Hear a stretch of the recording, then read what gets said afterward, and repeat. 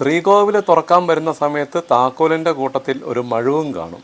ഇവിടെ ഈ പ്രതിഷ്ഠയുടെ സങ്കല്പം എന്ന് പറഞ്ഞു കഴിഞ്ഞാൽ വിശന്ന് വലഞ്ഞിരിക്കുന്ന ശ്രീകൃഷ്ണനാണ്.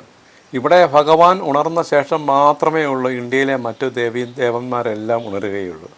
അതൊക്കെയാണ് ഇവിടുത്തെ പ്രത്യേകതകളെല്ലാം. കംസവധം നടക്കുന്നത് പുലർച്ചെ 2 മണിക്കാണല്ലോ. മറ്റെങ്ങുമില്ലാത്ത ഒരുപാട് പ്രത്യേകതകളാണ് ഇവിടെ. ഈ ക്ഷേത്രത്തിന് ഒരുപാട് പ്രത്യേകതകളൊക്കെയുള്ള ഒരു ക്ഷേത്രമാണിത്. ഏകദേശം 1500-ലധികം വർഷത്തെ പഴക്കമുണ്ട് ഈ ക്ഷേത്രത്തിനെന്നാണ് അറിയാൻ സാധിച്ചത്. ഇനി ഇതിൻ്റെ മറ്റൊരു പ്രത്യേകത എന്താണെന്നറിയോ? നമ്മുടെ കേരളത്തിൽ നിന്നല്ല, ഇന്ത്യയിൽ ആദ്യമായിട്ട് രാവിലെ നട തുറക്കുന്ന ഈ ക്ഷേത്രത്തിലാണ്. ഈ ക്ഷേത്രത്തിലെ പള്ളിയുണർത്തലിൻ്റെ സമയം പറയട്ടെ, പുലർച്ചെ 2 മണിക്ക്. അതെ, പുലർച്ചെ 2 മണിക്ക് പള്ളിയുണർത്തൽ, 2:30-ക്ക് നട തുറക്കൽ. ഈ ക്ഷേത്രം ഏതാണെന്ന് മനസ്സിലായി കാണുമല്ലോ മിക്കവാറും എല്ലാവർക്കും തന്നെ. ഈ ക്ഷേത്രം ഇരിക്കുന്നത് കോട്ടയം ജില്ലയിലാണ്. കോട്ടയം ജില്ലയിലെ തിരുവാർപ്പിലാണ് ഈ ക്ഷേത്രം ഉള്ളത്. ശ്രീകൃഷ്ണസ്വാമി ക്ഷേത്രം തിരുവാർപ്പ്. ഈ ക്ഷേത്രത്തിലെ ദേവൻ ഉണർന്ന ശേഷം മാത്രമേ ഉള്ളൂ മറ്റ് ക്ഷേത്രങ്ങളിലെ ദേവീദേവന്മാരെല്ലാം ഉണരത്തുള്ളൂ. ഇവിടുത്തെ ഈ പ്രതിഷ്ഠയുടെ സങ്കല്പം എന്ന് പറഞ്ഞു കഴിഞ്ഞാൽ, കംസവധം കഴിഞ്ഞിട്ട് കോപവും വിശപ്പും കൊണ്ട് അവശനായ ശ്രീകൃഷ്ണൻ ആയിട്ടാണ് സങ്കല്പം. ഇവിടെ 2:30-ക്ക് നട തുറന്നു കഴിഞ്ഞാൽ 3:30-ക്ക് മുമ്പായി ഉഷനിവേദ്യം ഇവിടെ നടത്തിയിരിക്കും. രാത്രിയിൽ 2 മണിക്കാണ് ഈ കംസവധം നടന്നെന്നാണ് ഐതിഹ്യത്തിൽ പറയുന്നത്. അപ്പോൾ ആ സമയത്ത് വിശപ്പും ക്ഷീണവും കൊണ്ട് വന്ന ശ്രീകൃഷ്ണനെ അമ്മ യശോദ പായസം കൊടുത്താണ് വിശപ്പ് അടക്കിയെന്നാണ് പറയപ്പെടുന്നത്. അതിൻ്റെ ഓർമ്മയ്ക്കായിട്ടാണ് ഇവിടെ ഈ 2 മണിക്ക് നട തുറക്കുകയും 3:30-ക്ക് മുമ്പായിട്ട് തന്നെ ഈ ഉഷനിവേദ്യം കൊടുക്കുകയും ചെയ്യുന്നത്. ഈ ക്ഷേത്രത്തിലെ കീഴ്ശാന്തിയാണ് ഇവിടെ ഈ ഉഷനിവേദ്യം ഒക്കെ തയ്യാറാക്കുന്നത്.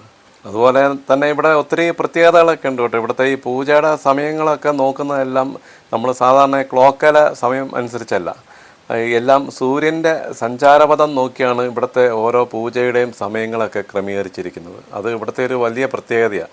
മറ്റ് ഏതെങ്കിലും ക്ഷേത്രങ്ങളിൽ ഇതുപോലെ ഉണ്ടോ എന്ന് എനിക്കറിയില്ല. സാധാരണ ക്ഷേത്രങ്ങളിലെല്ലാം ഓരോ പൂജയ്ക്കും ഓരോ സമയമാണല്ലോ. ഇവിടെ ഇപ്പോൾ പന്തിരടി പൂജ രാവിലെ നടക്കുന്നെന്ന് പറഞ്ഞു കഴിഞ്ഞാൽ ഈ ശ്രീകോവിലിൻ്റെ തൊട്ടുപുറയിൽ ഒരു ആനയുടെ മസ്തകമുണ്ട്. ആ മസ്തകത്തിൽ ഈ വെയിൽ തട്ടുന്ന ഒരു സമയമുണ്ട്. അത് നോക്കിയാണ് ആ കറക്റ്റ് സമയത്താണ് ഇവിടെ ഈ രാവിലത്തെ പന്തിരടി പൂജ നടക്കുന്നത്. അതുപോലെ തന്നെയാണ് ഉച്ചയ്ക്ക് അവിടെ ഒരു കല്ല് കിടപ്പുണ്ട്. ആ കല്ലിൽ ഒരു വരയുണ്ട്. ആ വരയിൽ വെയിൽ വന്ന് തട്ടുന്ന സമയത്താണ് ഇവിടുത്തെ ഉച്ചപൂജ നടക്കുന്നത്. ഇവിടുത്തെ ഇതുപോലെയുള്ള പൂജകൾ മുഴുവൻ ഈ സൂര്യൻ്റെ അയനം നോക്കിക്കൊണ്ട് മാത്രമാണ്. ഇതുപോലെ ഈ സൂര്യൻ്റെ ഈ സഞ്ചാരം നോക്കിക്കൊണ്ട് ഈ പൂജകളൊക്കെ നടക്കുന്ന ക്ഷേത്രം വേറെ എവിടെയെങ്കിലും ഉണ്ടെങ്കിൽ ഒന്ന് കമൻറ്റ് ചെയ്യണേ. എനിക്കറിയില്ല. എൻ്റെ അറിവിലിപ്പം ഇതാണ് ഞാൻ അറിയാൻ സാധിച്ചത്. ഇവിടെ ഈ രാവിലെ നട തുറക്കുന്ന സമയവും രാവിലത്തെ നിവേദ്യത്തിൻ്റെ സമയമൊക്കെ യാതൊരു കാരണവശാലും മാറുവാൻ പാടില്ല എന്നുള്ളതാണ്. അതുകൊണ്ടാണ് മറ്റ് ക്ഷേത്രങ്ങളിൽ ഒന്നും തന്നെ ഇല്ലാത്ത രീതിയിൽ ഇവിടുത്തെ ഈ ശാന്തിക്കാരൻ്റെ കയ്യിൽ ഈ നമ്മൾ ശ്രീകോവിൽ തുറക്കാൻ വേണ്ടിയുള്ള താക്കോലിൻ്റെ കൂട്ടത്തിൽ ഒരു കോടാലി, അതായത് ഒരു മഴുവും കൂടെ കൊടുക്കും. എന്തെങ്കിലും കാരണവശാൽ ഈ താക്കോല് കൊണ്ട് ഈ ശ്രീകോവിൽ തുറക്കാതെ വന്നു കഴിഞ്ഞാൽ ഈ മഴു ഉപയോഗിച്ച് ശ്രീകോവിൽ തുറന്നിട്ട് പൂജ നടത്തിയിരിക്കണം. അതുപോലെ തന്നെ ഈ ഉഷനിവേദ്യം നടത്തിയിരിക്കണം എന്നാണ്. അതുകൊണ്ടാണ് മേൽശാന്തിയുടെ കയ്യിൽ ഈ താക്കോലിനോടൊപ്പം തന്നെ ഒരു മഴുവും കൂടെ ഉള്ളത്. കാരണം കംസവധം കഴിഞ്ഞ് വളരെ ക്ഷീണിച്ച് വിശന്നിരിക്കുന്ന ശ്രീകൃഷ്ണ ഭഗവാനാണല്ലോ. അപ്പം ആ നിവേദ്യം ഒരു കാരണവശാലും മുടക്കുവാൻ പാടില്ല. അതുകൊണ്ടാണ് ഇങ്ങനെ. പിന്നെ ഇവിടെയുള്ളൊരു മറ്റൊരു പ്രത്യേകതയാണ്, സാധാരണ ക്ഷേത്രങ്ങളിലൊക്കെ ഈ സൂര്യഗ്രഹണ സമയത്തൊന്നും നട തുറക്കത്തില്ല, എല്ലാം അടച്ചിടും. പക്ഷേ ഇവിടെ അതൊന്നും ബാധകമല്ല. സൂര്യഗ്രഹണ സമയത്ത് ഇവിടെ പ്രത്യേക പൂജകളൊക്കെ ഉണ്ടാകാറുണ്ട്. ഇവിടുത്തെ ഈ ഉഷപ്പായസം എന്ന് പറയുന്നത് വളരെ പ്രധാനപ്പെട്ടതാണ് കേട്ടോ. ഞാൻ ഈ പന്തിരടി പൂജയുടെ കാര്യം പറഞ്ഞല്ലോ. ഈ പന്തിരടി പൂജ എന്താണെന്ന് മനസ്സിലായോ? ഈ പഴയ കാലങ്ങളിലൊക്കെ ഈ ക്ഷേത്രങ്ങളിലൊക്കെ സമയം കണക്കാക്കുവാൻ വേണ്ടി ക്ലോക്കുകളോ വാച്ചുകളോ അങ്ങനെയൊന്നും തന്നെ ഉണ്ടായിരുന്നില്ലല്ലോ. അന്ന് സൂര്യപ്രകാശത്തിൽ ഒരു മനുഷ്യൻ്റെ നിഴലിൻ്റെ നീളം അളന്നാണ് സമയം കണക്കാക്കിക്കൊണ്ടിരുന്നത്. അപ്പോൾ രാവിലെ സൂര്യപ്രകാശത്തിലെ ഒരു മനുഷ്യൻ്റെ നിഴലിൻ്റെ നീളം 12 അടി നീളത്തിൽ വരുന്ന സമയത്ത് നടത്തുന്ന ഒരു പൂജയാണിത്. അതുകൊണ്ടാണ് ഇതിനെ പന്തിരടി പൂജ എന്ന് വിളിക്കപ്പെടുന്നത്. ഇത് ഏകദേശം സൂര്യോദയം കഴിഞ്ഞിട്ട് ഒരു 2 മണിക്കൂർ കഴിയുമ്പോഴാണ് ഇത് സാധാരണ നടത്തപ്പെടുന്നത്. ഏകദേശം ഒരു 7:30-ക്കും 8:30-ക്കും ഇടയ്ക്കുള്ള സമയമാണിത്. നമ്മളെ ഈ പന്തിരടി പൂജ സമയത്ത് നമ്മൾ ഭഗവാനെ നമ്മൾ ദർശിച്ചു കഴിഞ്ഞാൽ നമ്മുടെ ജീവിതത്തിലെ കഷ്ടപ്പാടുകളും എല്ലാം മാറി, തടസ്സങ്ങളും എല്ലാം മാറി നമുക്ക് മനസ്സമാധാനം വരും എന്നാണ് ഭക്തർ വിശ്വസിച്ച് വരുന്നത്. ഇവിടെ ഇപ്പോഴും ഈ ക്ഷേത്രത്തിൽ ഞാൻ പറഞ്ഞല്ലോ, ശ്രീകോവിലിൻ്റെ തൊട്ട് പുറകിലുള്ള ഒരു ആനയുടെ മസ്തകത്തിൽ വെയിലടിക്കുന്ന ഒരു സമയമുണ്ട്. ആ സമയം നോക്കി തന്നെയാണ് ഇവിടെ ഇപ്പോഴും ഈ പന്തിരടി പൂജ നടന്നുകൊണ്ടിരിക്കുന്നത്. കേരളത്തിൽ മറ്റ് ഏതെങ്കിലും ക്ഷേത്രത്തിലെ ഇതുപോലെ ഈ ഘടികാര സമയം അല്ലാതെ ഈ സൂര്യൻ്റെ സഞ്ചാരപഥം നോക്കി പൂജ നടത്തുന്ന എവിടെയെങ്കിലും ഉണ്ടെങ്കിൽ അറിയാവുന്നവരൊന്ന് കമൻറ്റ് ചെയ്യണേ. ഈ ക്ഷേത്രത്തിലെ സാധാരണ പൂജയുടെ സമയം ഞാൻ പറഞ്ഞല്ലോ, പുലർച്ചെ 2 മണിക്ക് നട തുറന്നു കഴിഞ്ഞാൽ ഉച്ചയ്ക്ക് 12:15-നാണ് നട അടയ്ക്കുന്നത്. വീണ്ടും വൈകുന്നേരം 5 മണിക്ക് നട തുറന്നു കഴിഞ്ഞാൽ വൈകിട്ട് 7:30-ന് നട അടയ്ക്കും. ഈ ക്ഷേത്രത്തിലെ ഇവിടുത്തെ ഉത്സവത്തിന് ആനയോട്ടം ഉള്ളതാണ്. അത് ഈ ക്ഷേത്രത്തിൻ്റെ വടക്ക് ഭാഗത്തുള്ള ഒരു ശിവക്ഷേത്രമുണ്ട്. ആ ശിവക്ഷേത്രത്തിൽ നിന്നും ആന ഓടി വന്നിട്ട് ഈ ക്ഷേത്രത്തിൻ്റെ കിഴക്കേ ഗോപുരം വഴി ഉള്ളിൽ പ്രവേശിച്ചിട്ട് ഈ ക്ഷേത്രത്തിന് 3 പ്രാവശ്യം പ്രദക്ഷിണം വെച്ച് ഭഗവാനെ വണങ്ങി നിൽക്കും. ഈ ക്ഷേത്രത്തെപ്പറ്റിയും ഈ ക്ഷേത്രത്തിലെ പ്രതിഷ്ഠയെപ്പറ്റിയൊക്കെ ഒരുപാട് കഥകളൊക്കെ ഉള്ളതാണ്. ഈ ക്ഷേത്രം ഇവിടെ വരുന്നതിന് മുമ്പ് ഈ സ്ഥലത്തിൻ്റെ പേര് കുന്നംപള്ളിക്കര എന്നായിരുന്നു. ഇതിനെപ്പറ്റിയൊക്കെ പറയുന്ന കഥയെന്ന് പറഞ്ഞു കഴിഞ്ഞാൽ, പണ്ട് ഈ ആലപ്പുഴയ്ക്ക് അടുത്തുള്ള ഈ മുഹമ്മയിലുള്ള ഏതോ ഒരു ക്ഷേത്രത്തിലെ പ്രതിഷ്ഠയായിരുന്നു ഇപ്പം ഇവിടെ നമ്മൾ ഈ കാണുന്ന ഈ ക്ഷേത്രത്തിലെ പ്രതിഷ്ഠ എന്നാണ് അറിയപ്പെടുന്നത്. പണ്ട് മുഹമ്മയിൽ ഈ പ്രതിഷ്ഠ ഇരുന്ന ക്ഷേത്രത്തിൽ തീപിടുത്തമോ മറ്റ് എന്തോ ഒരു അനിഷ്ട സംഭവമോ മറ്റോ നടന്ന സമയത്ത് ആരോ ഈ പ്രതിഷ്ഠ ഒരു ഉരുളിയിൽ ആക്കിയിട്ട് അത് നേരെ ഈ കായലിൽ കൂടെ ഒഴുക്കി വിട്ടു എന്നാണ് പറയപ്പെടുന്നത്. അങ്ങനെ ഈ കായലിൽ കൂടി ഒഴുകി വന്ന പ്രതിഷ്ഠയെ വില്ലുവങ്ങലം സ്വാമി അത് കാണുകയും അതെടുത്ത് പ്രതിഷ്ഠിക്കാൻ വേണ്ടി ആ ഉരുളിയിൽ തന്നെ എടുത്ത് വെച്ച ശേഷം വില്ലുവങ്ങലം സ്വാമി കുളിക്കുവാൻ പോയി. ഈ കുളി കഴിഞ്ഞ് വരുന്ന സമയത്ത് ഈ പ്രതിഷ്ഠ ഈ ഉരുളിയിൽ നിന്നും, അതായത് ഈ വാർപ്പിൽ നിന്നും അത് ഇങ്ങോട്ട് പറഞ്ഞു പോരാത്ത വിധത്തിൽ ഇരിക്കുകയായിരുന്നു.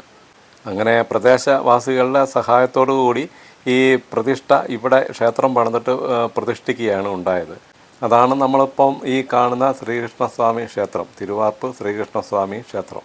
ഈ പ്രതിഷ്ഠയെ വാർപ്പിൽ, അതായത് ഉരുളിയിൽ കിട്ടിയതുകൊണ്ടാണ് ഈ സ്ഥലത്തിന് ഇപ്പോൾ ഈ തിരുവാർപ്പ് എന്ന പേര് വരാനുള്ള കാരണം. അതിന് മുമ്പ് കുന്നംപള്ളിക്കര എന്ന പേരിലായിരുന്നു ഇവിടം അറിയപ്പെട്ടുകൊണ്ടിരുന്നത്. നമ്മുടെ സാധാരണ ക്ഷേത്രങ്ങളിൽ കാണുന്നതിൽ നിന്നും ഒരുപാട് വ്യത്യസ്തങ്ങളായ പൂജകളും സമയക്രമങ്ങളും ഒക്കെയുള്ള ഒരു ക്ഷേത്രം തന്നെയാണിത്. ഇവിടെ വന്ന് കാണേണ്ട ക്ഷേത്രമാണ്. 1500 വർഷത്തിനു മുകളിൽ പഴക്കമുള്ള ഒരു ക്ഷേത്രം തന്നെയാണിത്. ഈ ക്ഷേത്രം കോട്ടയം ടൗണിൽ നിന്നും ഏതാണ്ട് 7 കിലോമീറ്റർ പടിഞ്ഞാറേക്ക് മാറിയാണ് ഈ ക്ഷേത്രം സ്ഥിതി ചെയ്യുന്നത്. കുമരകം ഭാഗത്തുകൂടെ നമ്മൾ വരുന്ന സമയത്താണെങ്കിൽ ഇല്ലിക്കൽ നിന്നും തിരിഞ്ഞു വേണം ഈ ക്ഷേത്രത്തിലേക്ക് പോകുവാൻ വേണ്ടി. ഒരുപാട് പഴമയും ചരിത്രമൊക്കെ ഉറങ്ങുന്ന ഒരു ക്ഷേത്രമാണ്. വിശന്ന് വലഞ്ഞിരിക്കുന്ന ശ്രീകൃഷ്ണനാണ് ഇവിടുത്തെ പ്രതിഷ്ഠ. ഇത് തിരുവിതാംകൂർ ദേവസ്വം ബോർഡിൻ്റെയാണ് ഈ ക്ഷേത്രം. ഇതിവിടുത്തെ ദേവസ്വം പൂജാ കൗണ്ടറാണ്. ഇതുണ്ട്, പൂജയ്ക്ക് ആവശ്യമായ സാധനങ്ങളെല്ലാം ഇവിടെയുണ്ട്.